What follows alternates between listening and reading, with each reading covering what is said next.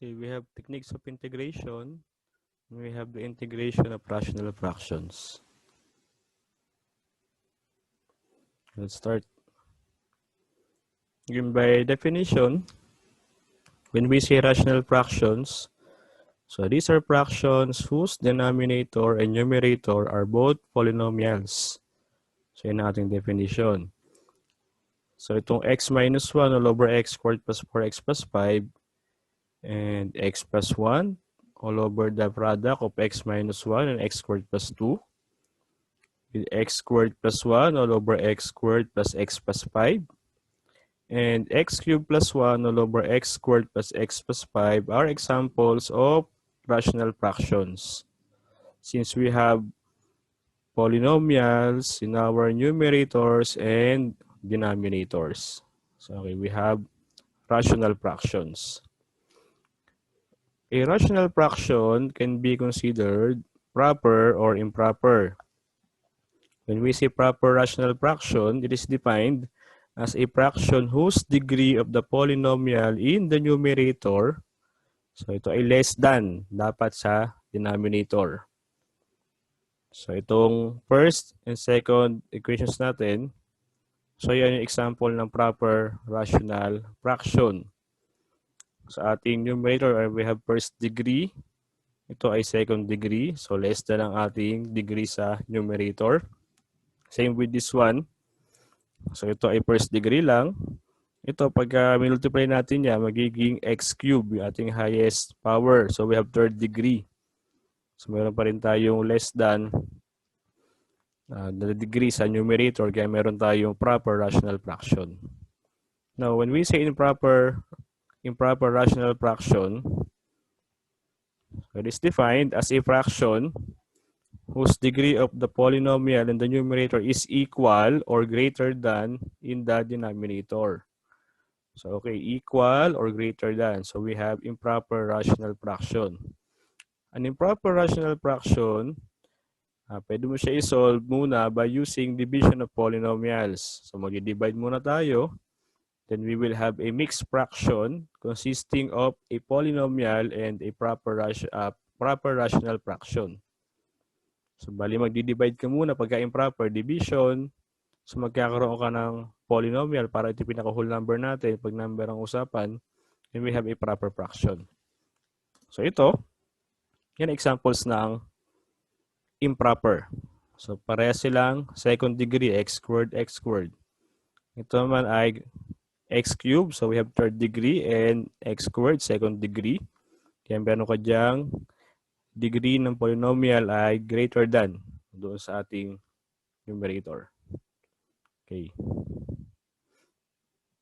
So we have a theorem. Pag meron tayong proper rational fraction, so any proper rational fraction may be reduced into a sum of partial fractions based on the factors of the denominator.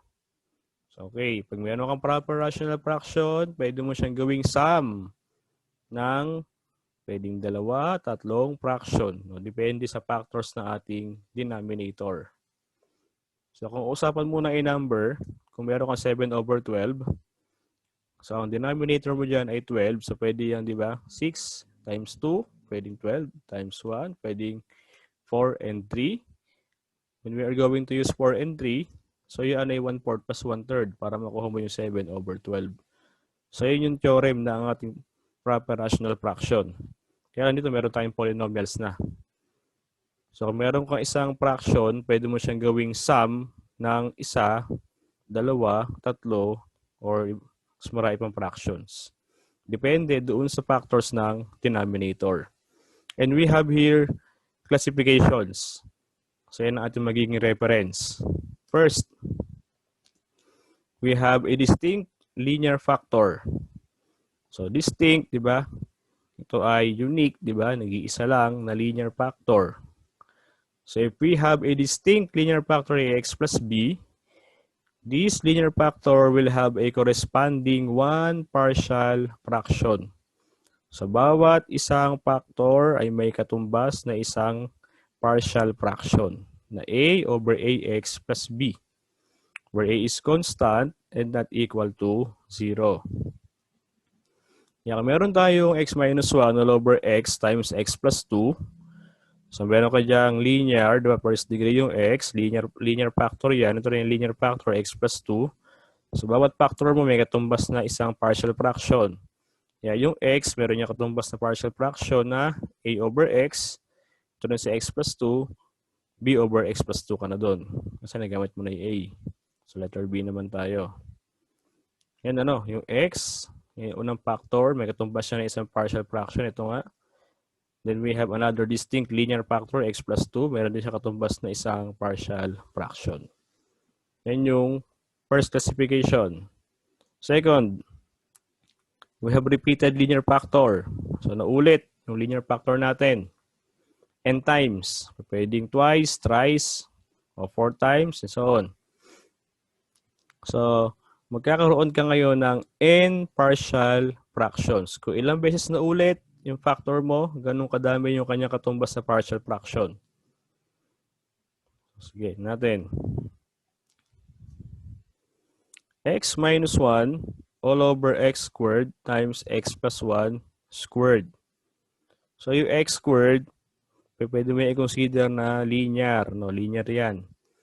Para yung x plus 0 quantity squared. Parang x plus 1 lang, ano, na ulit ng dalawang beses. So, yung x squared ay naulit ng dalawang beses. Para kung merong x plus 0 squared, so twice yon. X plus 1 quantity squared, naulit ng dalawang beses yung x plus 1 mo. Sabihin. Di ba kaya kasi yan naging x plus 1 squared, yan ay x plus 1 times x plus 1. So, siya ay naulit ng dalawang beses. Kaya meron kang x plus 1 repeated twice. Then x repeated twice then.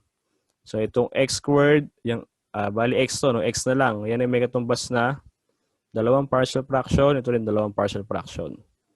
Kaya magkakaroon tayo ng a over x, b over x squared, c over x plus 1, d over x plus 1 squared. So dapat ang hihintuan mo yung exponent. Ano? So squared lang yan, hinto ka sa x squared. Ito rin, x plus 1 squared, hinto ka sa x plus 1 squared. Kung ito ay naging cube, x plus 1 cube, so mag-add pa tayo ng e plus e over x plus 1 quantity cube. Dugtong lang, ano? So, yun yung ating repeated linear factor. Next is the distinct quadratic factor. So, ito yung kahawig ng classification number 1. Kaso, naiba lang yung kanyang numerator. Kasi meron na tayong quadratic.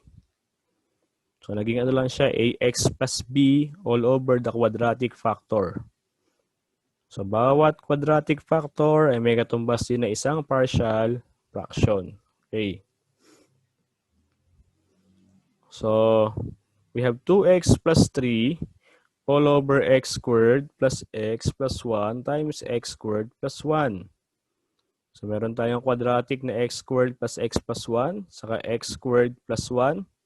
Parehas lang quadratic. So, bawat factor na yan ay may katumbas na isang partial fraction. Kaya magkakaroon tayo ng ax plus b all over x squared plus x plus 1. No, ngayon, meron tayong a and b na. Gamit tayo ng ibang letters na c and d naman. Cx plus d all over our second factor, x squared plus 1. So, yan yung distinct quadratic factor. Kahawig lang siya nung sa linear, ano, na iba lang yung ating numerator. Nagkaroon ka na ng x, ax plus b, cx plus d. Kung may isa pa niya quadratic, ano ka na, ex plus f ka na. Okay. We have repeated quadratic factor. Hawig to nung repeated na linear. So, kung ilang beses na ulit yung quadratic, ganun karami yung kanyang katumbas na partial fractions. Okay, yung a's and b's are constant. No, parehas siyang constants. Then yung a sub nx plus b sub n, dapat hindi equal sa 0 yung buo na yan. Para makuha pa rin yung ating factor. So if we have 2x plus 1, 2x plus 3 all over x squared plus 1 quantity squared. So itong ating factor na quadratic, repeated twice. So magkakaroon yan ng dalawang partial fraction. Isimulan mo muna sa exponent na 1. ax plus b over x squared plus 1 raised to 1 plus cx plus d over x squared plus 1 raised to 2. Yung exponent niya, ano? So, yun. Kaya kung cube yan, mag-add ka pa. Ex plus f all over x squared plus 1 quantity cube. O, ganun lang yung ating classification number 4. Okay. Yan ngayon ang ating i-apply sa pagsosolve ng integration. So, dapat, kasi pwede maghalo no? Pwede magkahalo yung linear quadratic. Pwede magkahalo yung distinct na linear, may kasama siyang quadratic. Pwede namang linear, meron siyang kasamang quadratic na repeated. Or meron kang linear na repeated, meron kang isang quadratic. Or pwedeng parehas silang repeated. So, apply mo lang yung principles dito. Okay. So, tayo. Number 1. We have x plus 1 dx all over x squared minus 3x. Tandaan nyo, ano? Bago kayo mag-apply ng ibang method ng integration, check muna ninyo kung integrable ba siya. Let you lagi, let you yung ating denominator. So, pag nag-new yan, derivative niyan, 2x minus 3. So, pagkakahawig naman ng taas, integrate mo na agad. Pero kung hindi, at mahirap ayusin, so gagawin natin is other methods. Diba? Pagka kasi meron kang rational, pwede ka dyang diba, unang common dyan is du over u, kaya nga let u muna tayo no? Pag hindi applicable yun, so try mo siyang gamitan ng, pwede ba yung leading to inverse trigo, diba?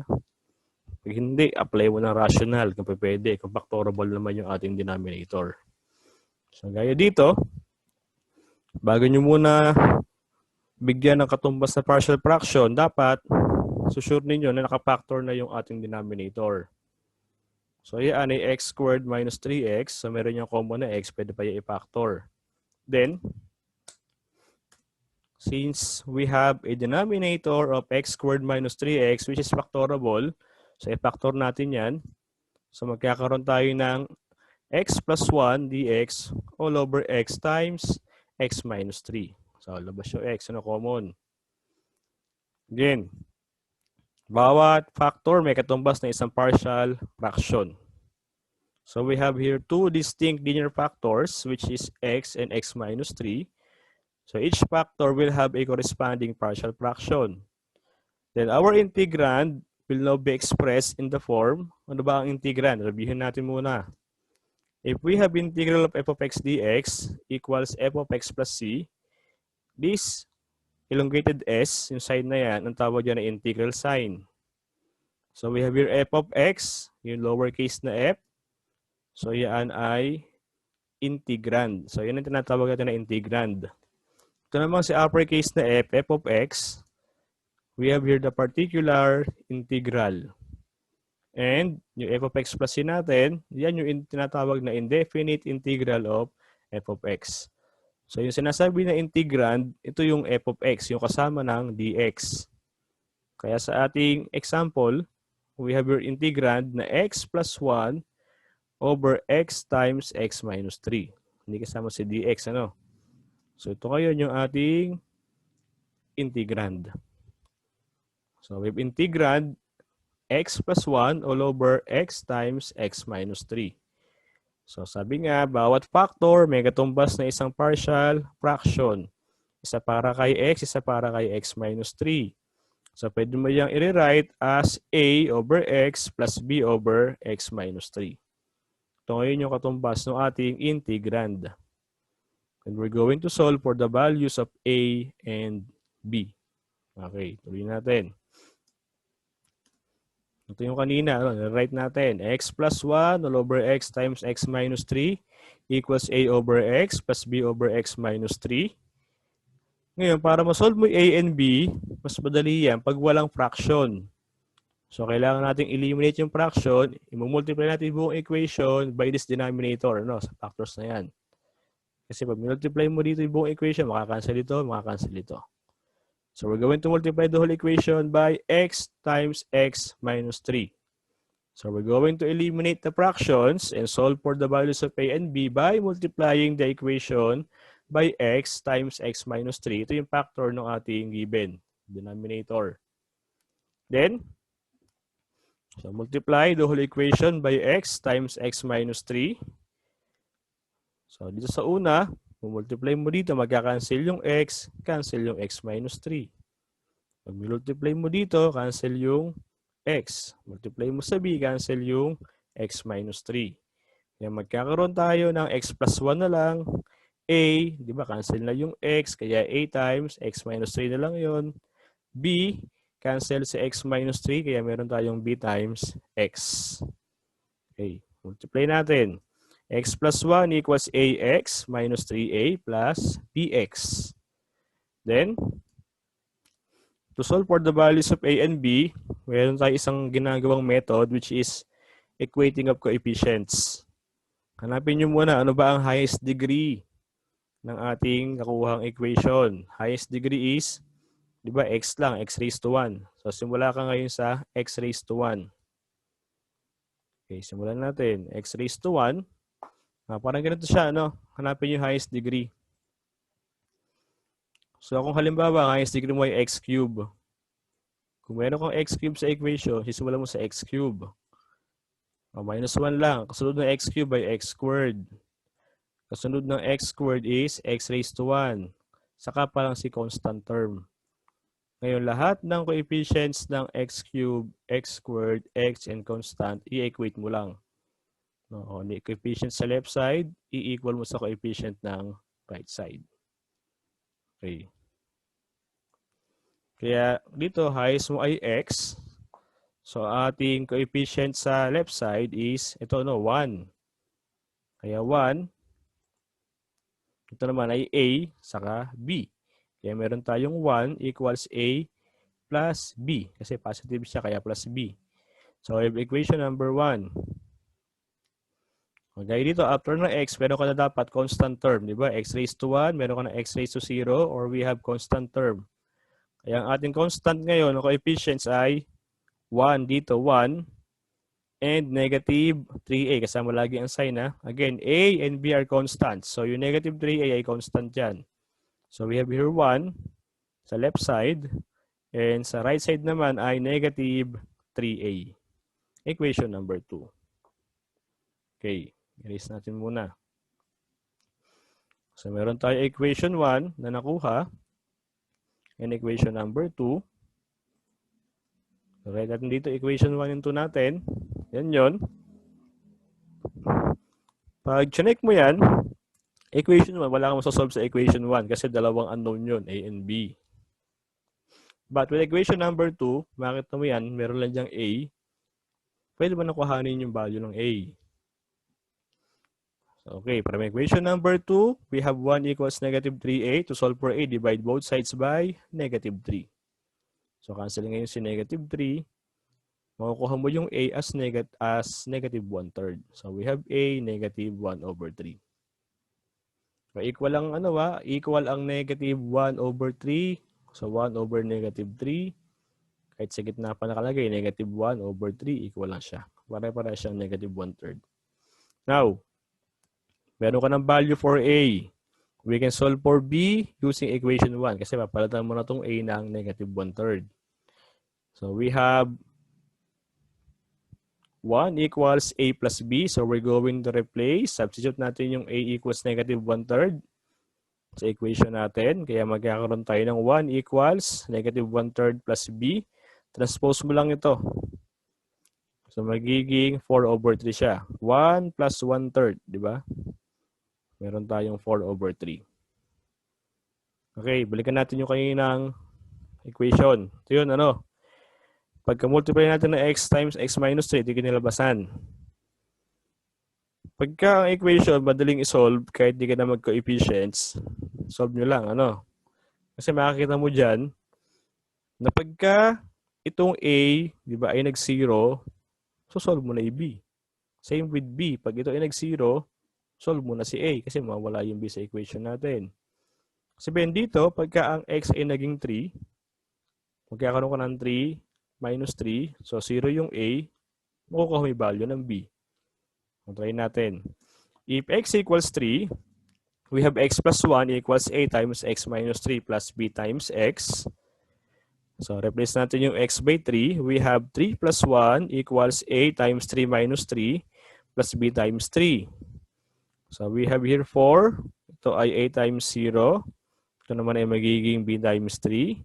Kaya meron ka ngayong 4 equals 3 times b. Then we divide both sides by 3. So, magkakaroon ka ng 4 over 3 equals b, or b equals 4 over 3. So, we have same answer for the value of b. Another one, if x equals 0, kasi nga, ito, meron kang bx. So, pag nag-0 yung x, mawawala yung b. A na lang maiiwan. Sige. Kaya meron kang x plus 1 equals a times x minus 3 plus bx. So, palitan natin yung x ng 0. We have 0 plus 1 equals 0 minus 3, b times 0. So, 0 na yung b. Alisan na natin yan. Kaya meron ka na lang 1 equals a times negative 3. Again, to solve for a, we divide both sides by negative 3. So, magkakaroon ka ng 1 over negative 3, or a equals negative 1/3. So, we have same answer. A equals negative 1/3. B equals 4 over 3. Okay, so meron na tayo nakuhang values ng a and b. Balikan natin yung kayo na integrand. Ang integrand ay x plus 1 all over x times x minus 3. Ang katumbas niya ay sum ng partial fractions, which is a over x plus b all over x minus 3. Okay. So, yung integral ng x plus 1 dx over x times x minus 3, or x squared minus 3x, ito yung given kanina, ano? Nag-factor lang tayo, di ba? Given kanina ito. X plus 1 dx over x squared minus 3x. Na ang factors niya ay x and x minus 3. So, equal yan sa, ito yun, a over x, b over x minus 3. Since we are going to integrate, o integrate mo both sides, a over x dx plus integral of b all over x minus 3 dx. So, meron tayong nakuhang value ng a and b, palitan natin. So, yung a ay negative 1/3, yung b ay 4 over 3. Kaya meron tayong negative 1/3 over x dx plus integral of 4 over 3 all over x minus 3 dx. Labas natin ngayon yung negative 1/3 saka yung 4 over 3. Constant. So, nilabas yung negative 1/3. Dx over x na lang tayo. Labas si 4 over 3. Dx all over x minus 3. Okay. Ito, diba? Yan ay dx over x minus 3. So, yan ay integrable. Kaso, mag-ano muna tayo, let u. Yun ang sabi ko kayo na sa umpisa, no? Kung meron ka mga fraction, lagi nyo sisimulan sa pag-let u. Let u muna sa denominator. So, dyan, if we let u equals x minus 3, and we're going to differentiate, du is equal to dx. So, katumbas nung given, ano, nakuha natin, ayun, no? So, itong taas ay du, ang katumbas, yung baba ay u. Kaya meron kang du over u, which is integrable by basic formula. So, yan, du over u ay ln u plus c. So, we have ln u plus c. Now, integrating, ito ay dx over x. We have ln x or ln x. We have negative 1/3 ln x plus 4 over 3 ln of x minus 3 plus c. Okay. Ngayon, isang paraan dyan is to express mo yan in single logarithm. Pag meron ka nakuha na puro logarithm, ang simplified form niya is maging single logarithm siya. Okay. So, we have here negative 1/3 and 4 over 3. Ang pinakamadaling i-factor dyan ay negative 1/3. Ilalabas ko yung negative 1/3. So, may iwan na lang is ln x, magiging minus 2. Diba? Pag binalik mo yan, magiging positive 4 over 3 siya. ln of x minus 3 plus c tayo. Review tayo ng logarithm. Okay, para dito sa may part na yan. Ano? So, we have logarithm, kanyang mga common properties is we have n log of x. Pwede may simplify as logarithm of x raised to n. So, itong n, pwede maging exponent ng x. And, we have logarithm of m plus logarithm of n. Pagka naka-plus, same base tayo, logarithm, base 10. Pwede mo yung gawing product. So, magkakaroon ng logarithm of m times n, basta addition. Number 3, we have difference, logarithm of m minus logarithm of n. Pag difference, gagawin mo siyang quotient, m over n. So, meron kang logarithm of m over n. Kaya ito, para ma-simplify mo yan, maging single logarithm ka, tandaan nyo, hindi ka pwede mag-apply nito na hindi lang siya logarithm lang. May 4 sa harap ito eh. So, hindi siya pwedeng gawing single logarithm muna. So, ayusin mo muna to. So, iangat mo muna yung 4 na yan, magiging exponent yan. So, magkakaroon ka ng ln of x minus 3 raised to 4. Mangyayari. So, ito ngayon.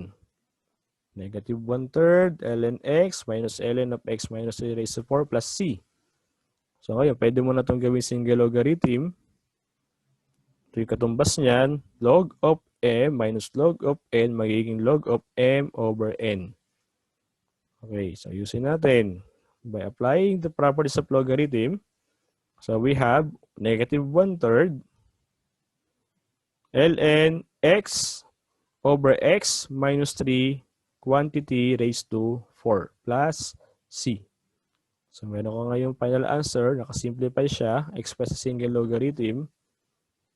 So we have negative 1/3 ln of x all over x minus 3 raised to 4 plus c. Ito yung ating final answer. So, ganun lang. Tandaan nyo yung properties.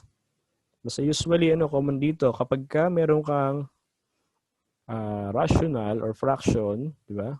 Rational fraction, sisambalan nyo lagi sa pag-let you sa denominator. Kung siya ba integrable na. Pag nag-let you sa denominator, at ang nakuha mong derivative ay kamukha nung taas, or kaya mag-add, subtract lang ng constant, so pwede ka na kagad mag-integrate. Manipulation ka na lang. Pag hindi at factorable siya, at makukuha mo yung classifications ng rational, apply mo yung rational fractions. Okay.